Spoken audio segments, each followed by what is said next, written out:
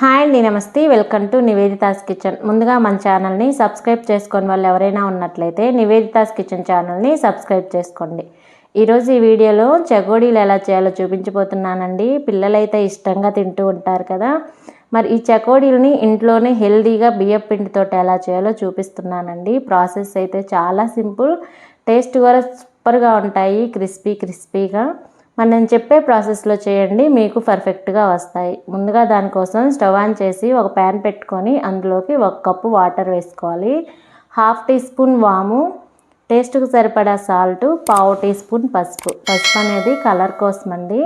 2 tea స్పూన్ల నెయ్యిని వేసుకొని వాటర్ మొత్తం కరిగించుకోవాలి.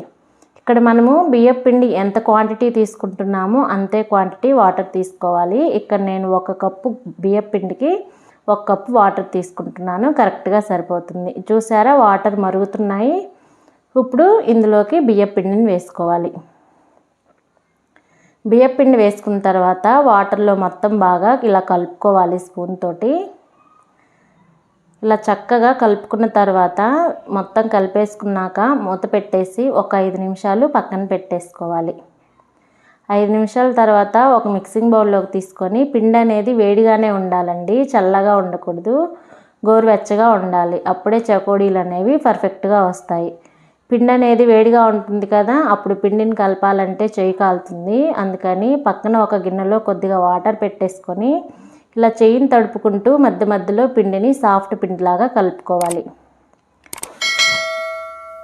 మైదా పిండితో కూడా చేస్తారు కదండి చెకోడీలు, అవి కూడా క్రిస్పీగా ఉంటాయి. బియ్యం పిండితోటి నేను చెప్పే టిప్స్తో చేయండి, మైదా పిండితో చేసినటువంటి చెకోడీలాగే క్రిస్పీగా వస్తాయి. ఇలా చక్కగా సాఫ్ట్గా కలుపుకున్న తర్వాత ఇప్పుడు ఒక ప్లేటుని కానీ చెక్కను కానీ తీసుకొని ఇలా కొద్దిగా పిండిని తీసుకొని, ఇక్కడ నేను చూపిస్తున్నాను చూడండి, అలా చేతితో అనుకోవాలి.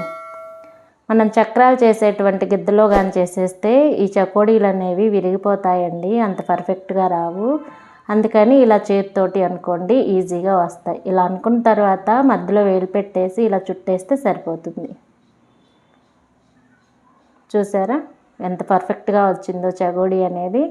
ఇలాగే మిగతా పిండిని మొత్తం కూడా ఇలాగే ప్రిపేర్ చేసుకోవాలి. ప్రాసెస్ అంతా చాలా సింపుల్, కొంచెం చెకోడీలు చుట్టుకోవడంలోనే టైం అనేది పడుతుంది.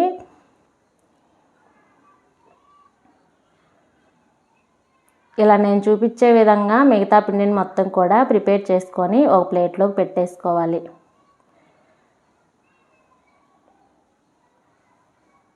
ఇలా ప్లేట్లోకి పెట్టేసుకున్న తర్వాత ఇప్పుడు ఏం అంటుకోవండి, మొత్తం కూడా ఎక్కువ చేసుకున్నా ఇలా ప్లేట్లో పక్కన పెట్టేసుకొని ఇప్పుడు స్టవ్ ఆన్ చేసి డీప్ ఫ్రైకి సరిపడా ఆయిల్ పెట్టేసుకొని, ఆయిల్ హీట్ అయ్యాక మంటని లోలో పెట్టేసుకొని చెకోడీలను వేసుకోవాలి.